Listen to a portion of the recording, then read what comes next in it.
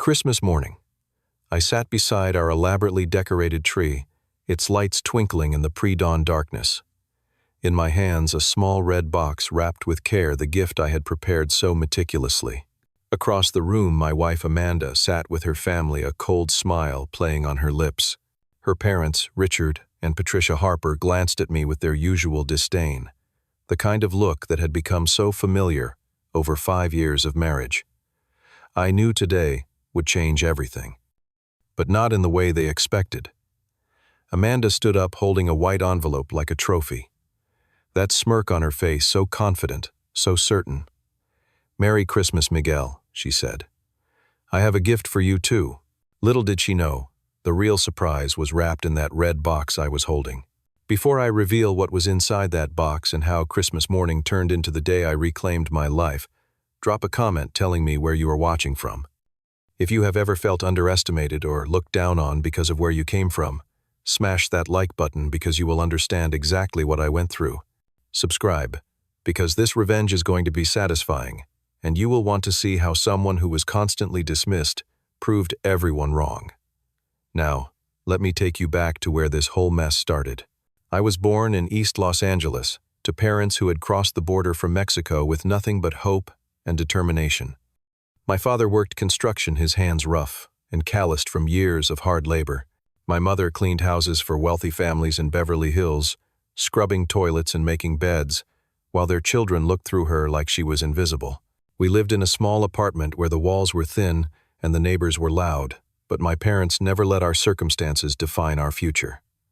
Education, my father would say, in Spanish, his voice firm. Education is the only thing they cannot take from you. I took those words to heart. I studied while my classmates played. I worked part-time jobs throughout high school, saving every penny. When I got a full scholarship to USC for computer science, my mother cried for 3 days straight. I was the first in our family to go to college, and I carried that weight with pride and terror in equal measure. University was hard, not just academically, but socially. I did not have the right clothes, the right accent, or the right connections. But I had something else. I had hunger. The kind of hunger that comes from watching your father leave for work before sunrise and return after sunset, his body bent with exhaustion. The kind that comes from seeing your mother serve food to people who never bothered to learn her name. During my final year at USC, I interned at a tech startup downtown. That is where I met Amanda Harper. She was the marketing coordinator, and from the moment I saw her, I thought she was completely out of my league. Long blonde hair that caught the sunlight, blue eyes that sparkled when she laughed, and a smile that could light up an entire room. She came from money, the kind of old California wealth that bought beach houses and country club memberships. I never imagined she would notice someone like me. But she did. She approached me one day in the break room, asked about the code I was working on, and we talked for 2 hours. "You are different from the guys I usually date," she told me on our third date. "You are real. You work for what you have. I respect that." I fell hard and fast. Amanda seemed genuinely interested in my background, asking about my family, my culture, my dreams. When I told her about my plans to start my own company someday, she did not laugh or dismiss it. She encouraged me. 2 years after we started dating, I took the leap. 3 friends from USC and I pooled our resources and launched a startup. We created a financial planning app, specifically designed for low-income families, people like mine, who had never had access to proper financial advice. The app exploded. Within 18 months, we had 2 million users. Investors were knocking down our doors. I went from making $50,000 a year as a software engineer to being the chief technology officer of a company worth tens of millions. Meeting Amanda's family should have been a celebration, but instead, it felt like a job interview I was destined to fail. They lived in Newport Beach, in a mansion that overlooked the Pacific Ocean. Richard Harper owned Harper Auto Group, a chain of luxury car dealerships that stretched across Southern California. Patricia was old money, the kind of woman who wore pearls to breakfast and had never worked a day in her life. That first dinner was excruciating, so Miguel, Patricia said, her voice dripping with false sweetness. "Where did you say your family is from?" When I explained my parents had immigrated from Mexico, the temperature in the room dropped 10 degrees. "And what does your father do?" Richard asked, his tone making it clear he already knew the answer would disappoint him. He works construction, I said, keeping my voice steady. He has been building houses for 30 years. Richard nodded slowly, exchanging a glance with his wife that I pretended not to see. The wedding happened despite their clear reservations. Patricia tried to convince Amanda to wait to think things through, but my wife was stubborn. I love him, Mom, she insisted. We are getting married. The ceremony was beautiful and cold all at once. My parents sat in their rented formal wear, looking uncomfortable and out of place. Nobody from Amanda's side spoke to them. During his toast, Richard said, "Welcome to the family, Miguel. I hope you will take good care of my daughter." But his eyes said something else entirely. They said, "You better not mess this up." They said, "You are not good enough for her." They said, "We are watching you." For the first 2 years, I tried to prove them wrong. I worked 18-hour days building my company. I bought Amanda gifts, took her on vacations, did everything I could to show I was worthy of their daughter. And then 3 years into our marriage, my company got acquired by a major tech corporation. The buyout package was life-changing, nearly $3 million. Overnight, I went from comfortable to wealthy. I bought us a beautiful 4-bedroom house in Irvine with a pool and a view of the hills. I got Amanda the Range Rover she had always wanted. I thought money would finally earn their respect. I was wrong. If anything, Amanda changed after the money came. She joined an exclusive country club, started playing tennis with women who had never worked and never would. She got weekly spa treatments, went shopping with friends whose husbands were doctors and lawyers and investors.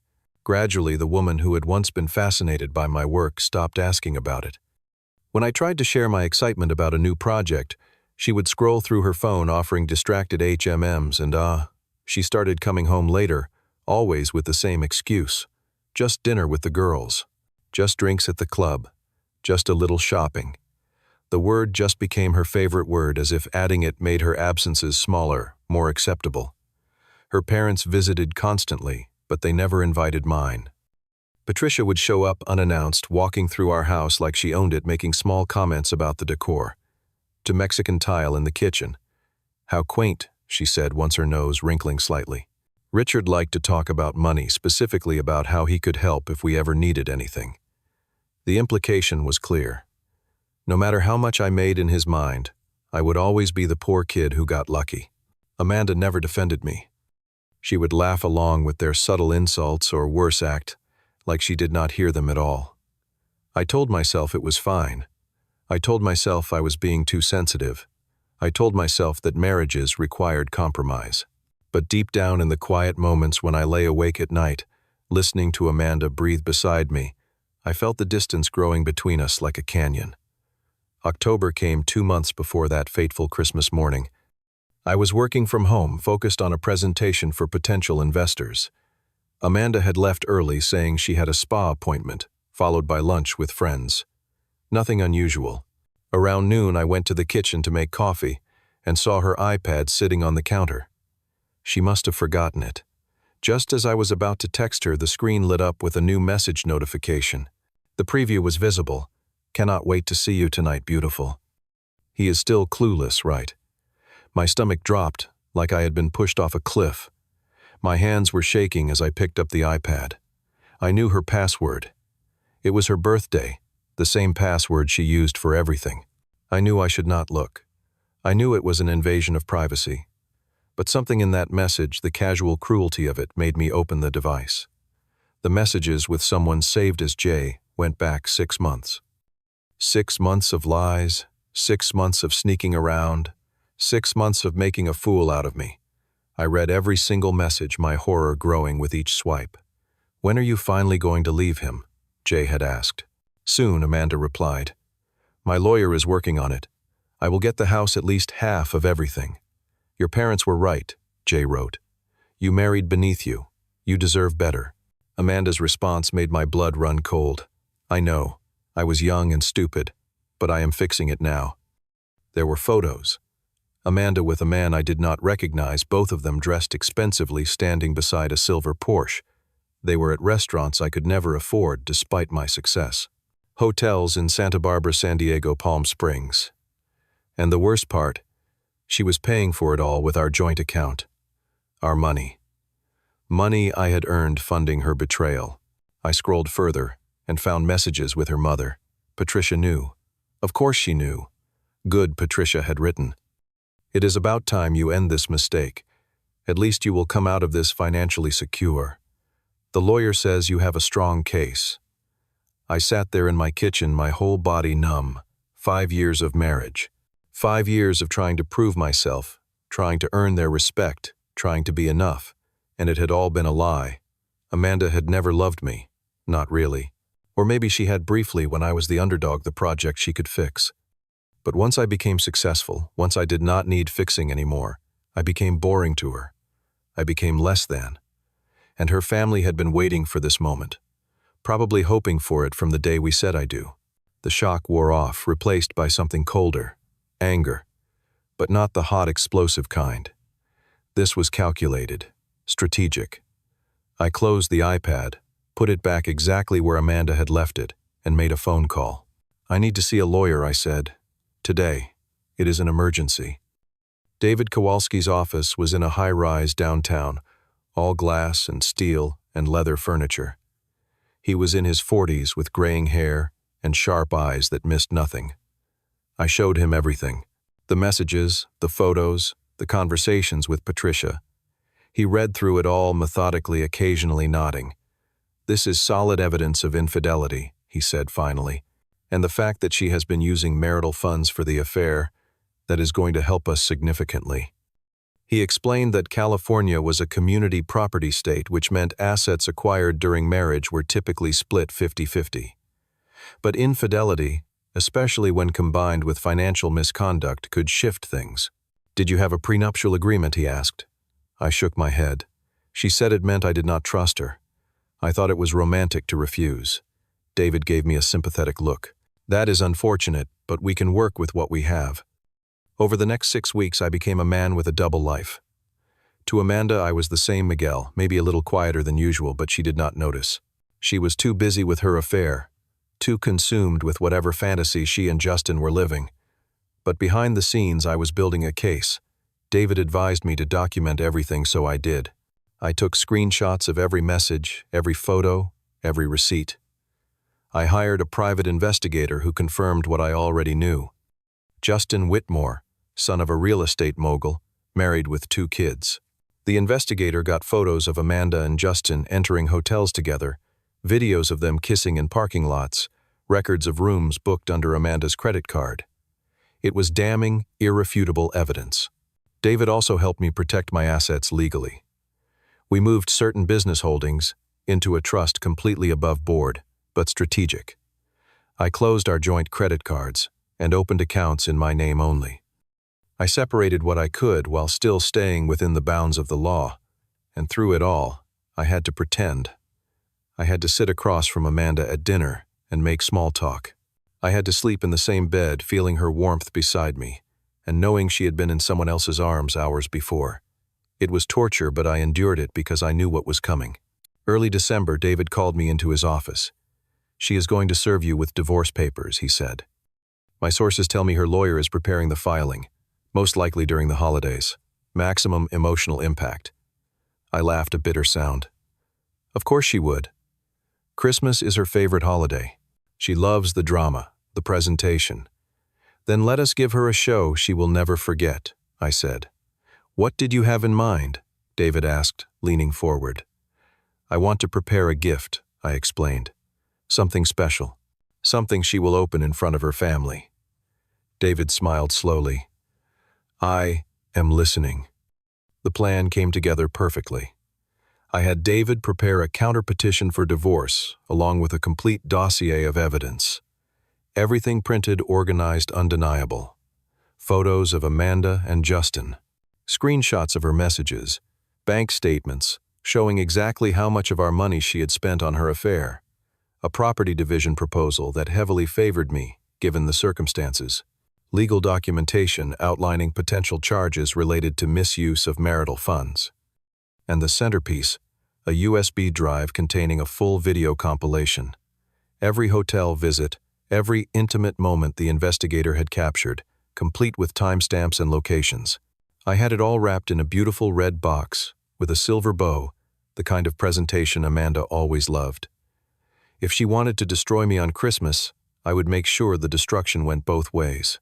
But this was not about revenge. This was about justice. This was about finally standing up for myself. Christmas morning at the Harper Mansion was everything I expected. The house was decorated like something from a magazine spread. A 15-foot tree dominated the living room, covered in expensive ornaments and twinkling lights. Garlands draped every surface. The smell of cinnamon and pine filled the air. Patricia and Richard were dressed in matching cream-colored outfits, playing the perfect hosts. Amanda's siblings and their families filled the other rooms, their children running around opening presents. Breakfast was elaborate smoked salmon and bagels, mimosas in crystal glasses, fresh pastries from some bakery that probably charged $20 per croissant. I sat at the table eating quietly while Patricia asked her pointed questions. "So, Miguel, how is work these days?" she asked, her tone, suggesting she already knew the answer would be disappointing. "Actually, business is fantastic," I replied. "We are developing a new app that is going to revolutionize micro-investing for underserved communities. Better than ever." Richard made a dismissive sound. "Must be tough competing with all those Stanford and MIT graduates. You know, people with real pedigrees." I smiled and took a sip of my coffee. "We are not competing. We are leading. But I appreciate your concern." The look he gave me said he did not believe a word. They never did. After breakfast, we moved to the living room for presents. Amanda was in her element, playing hostess, laughing at her father's jokes, posing for photos with her mother. She looked beautiful in her red cashmere sweater and white pants, her hair styled perfectly. To anyone watching, we looked like the ideal family. Nobody could see the rot underneath. Patricia and Richard showered Amanda with gifts. A new Chanel handbag, diamond earrings, a spa package worth thousands of dollars. For me, they had bought a tie. Just a tie, not even in a box, handed to me with barely a glance. "Thank you," I said politely. "This will be perfect for meetings." Amanda's siblings gave their gifts. The children screamed with excitement over new toys, and through it all I waited. The red box sat beside me, small and unassuming among the piles of expensive wrapping paper. Then Amanda stood up. The room quieted, and I knew the moment had arrived. "Well," she announced, her voice carrying across the room, "I have one more gift." She disappeared into another room and returned holding a large white envelope. Her hands were shaking slightly, but her smile was triumphant. She looked like someone about to win a prize. "Miguel," she said, turning to face me, "we have been together for 7 years, married for 5. But I think we both know this has not been working for a long time." She held out the envelope. "Merry Christmas. Consider this my gift to both of us. Freedom." I opened the envelope slowly, pulling out the papers inside. Divorce petition. Filed by Amanda Harper Rodriguez. Requests for division of assets, including 50% of the house, 50% of all marital property, and spousal support. I scanned the pages while the room held its breath. Then Richard started clapping. "Finally," he said, his voice full of relief. "Thank God. Finally." Patricia joined in her hands, coming together in delicate applause. "Oh, sweetheart, I am so proud of you. This must have been so hard." Amanda turned to them, her smile widening. "Thanks, Mom. Thanks, Dad. You were right all along." She looked back at me, and her expression was almost pitying. "No hard feelings, Miguel. We just were not compatible. You tried, really. But we are from different worlds." Richard nodded vigorously. "You deserve someone from your own world, Amanda. Someone who understands our lifestyle, our values." I set the papers down on the coffee table very carefully.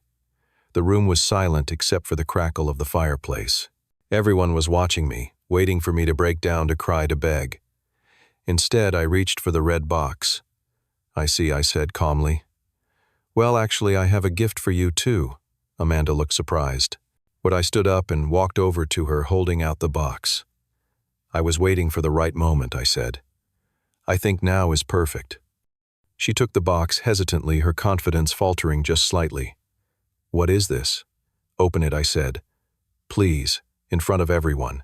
It is Christmas after all. Family should share these moments. Amanda sat down on the couch, the box in her lap. Her smirk was still there, but uncertainty crept into her eyes. She untied the bow, slowly lifted the lid and pulled out the folder inside. The moment she opened it, her face went white. The first page read, "Counter petition for divorce" in bold letters. She flipped to the next page.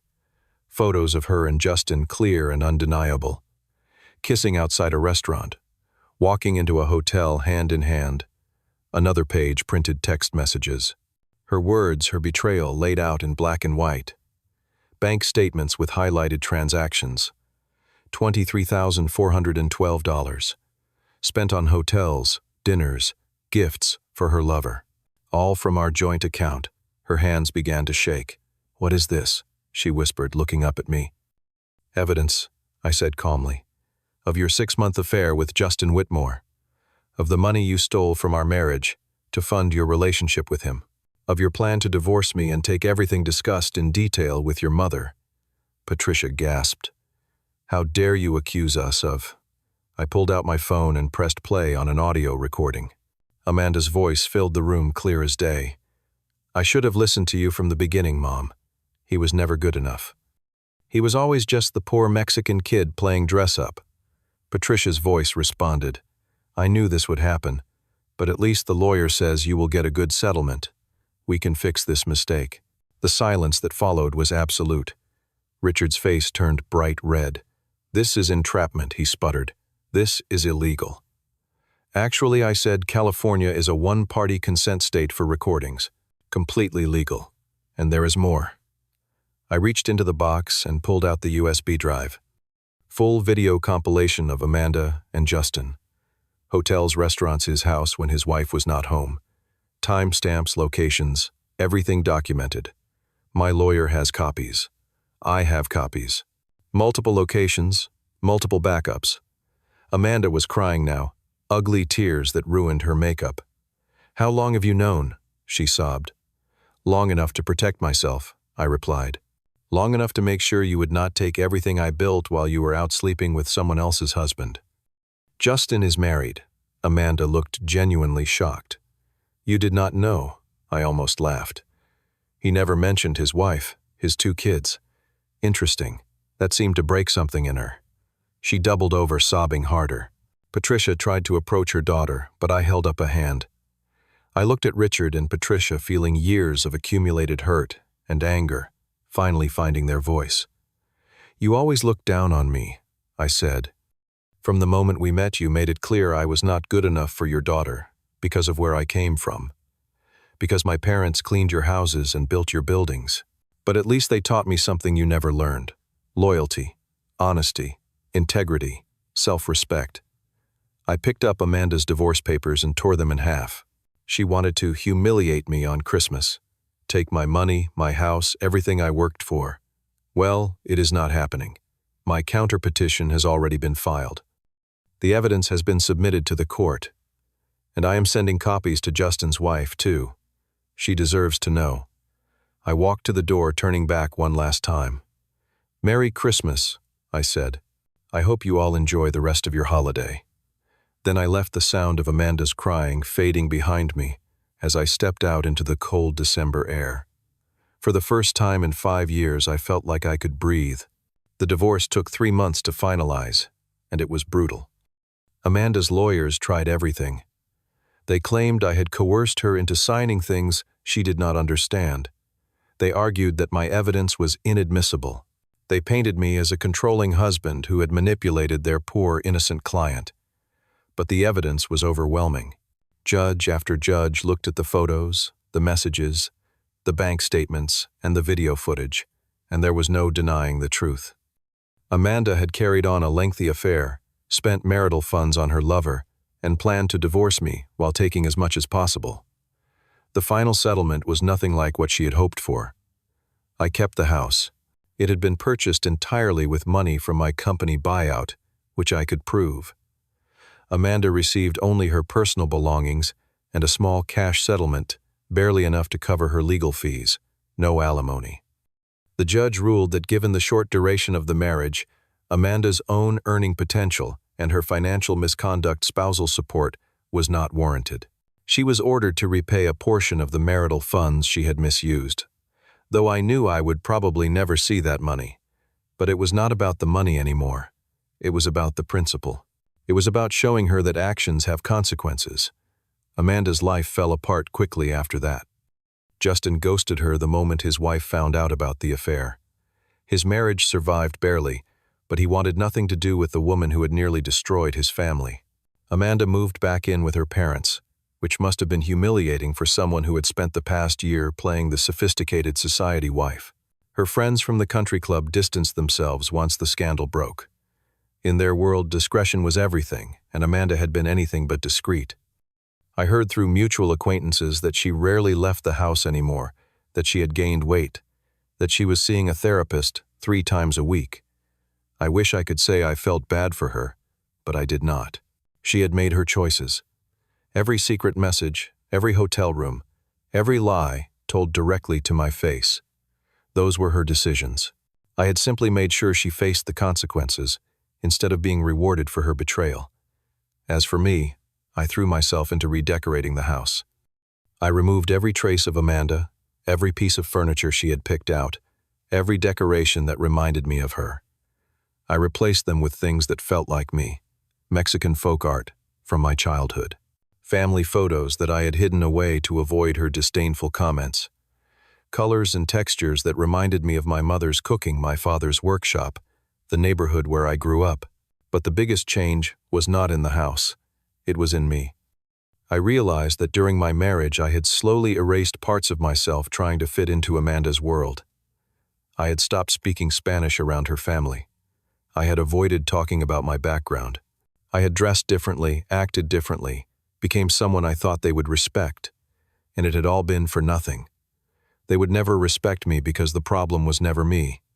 It was them. It was their prejudice, their small-mindedness, their need to feel superior. I had wasted 5 years trying to prove myself to people who were not worth the effort. I started inviting my parents over every Sunday for dinner. My mother would cook her famous pozole in my kitchen, filling the house with the smell of hominy and chills. My father would sit in the backyard smoking a cigar and telling stories about the old days. "Mijo," my mother said one evening, her hand on my cheek. "We never said anything, but we saw how they treated you, how she treated you. We stayed quiet because you seemed happy, or at least we hoped you were. But I prayed every night that you would see the truth." My father added, his voice gruff with emotion. "You built something from nothing, son. Just like we did when we came to this country. That success, that strength, it came from you, not from them, never from them. Do not forget where you came from." Those words meant more to me than any approval from the Harpers ever could have. A year passed. I started dating again cautiously this time. I was not looking for anything serious, just exploring what it felt like to be myself without apology. I met women at coffee shops, through friends at tech conferences. Some dates went well, others did not, and that was fine. I was not in a hurry. I had learned that being alone was better than being with someone who made you feel less than. My business continued to grow. We launched a new app focused on financial literacy for immigrant communities, offering services in multiple languages. It became wildly successful, and I donated a significant portion of the profits to scholarship funds for Latino students.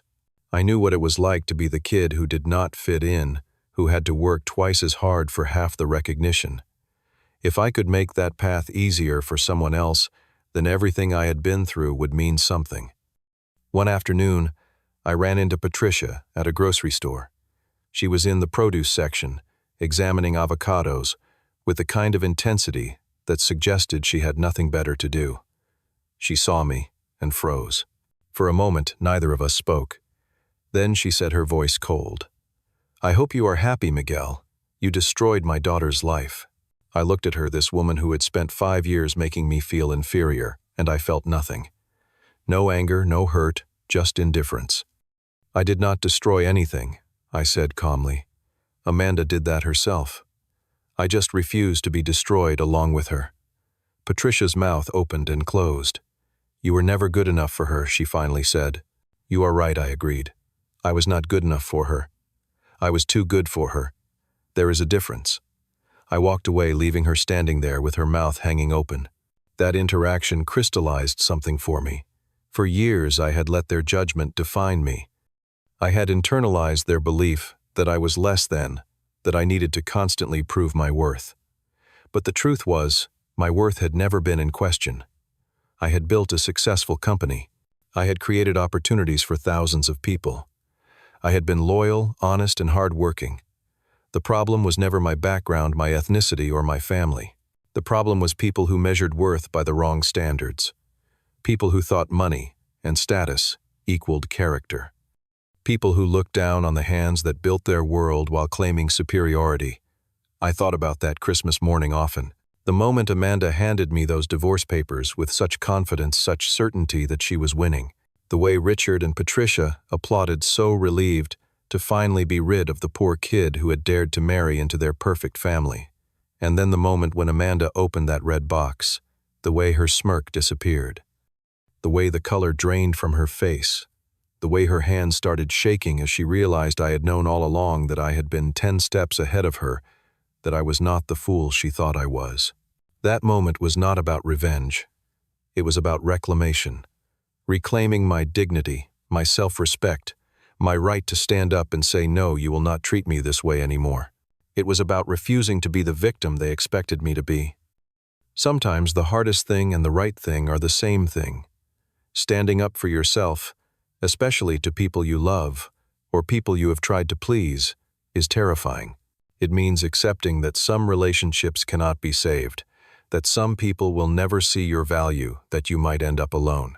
But I learned that being alone with your dignity intact is infinitely better than being with someone who chips away at your soul piece by piece. That red box was not just about evidence and legal documents. It was a symbol that I would not be walked on anymore. A symbol that the boy from East Los Angeles, who his in-laws thought would never amount to anything, had not just survived their contempt, but had thrived despite it.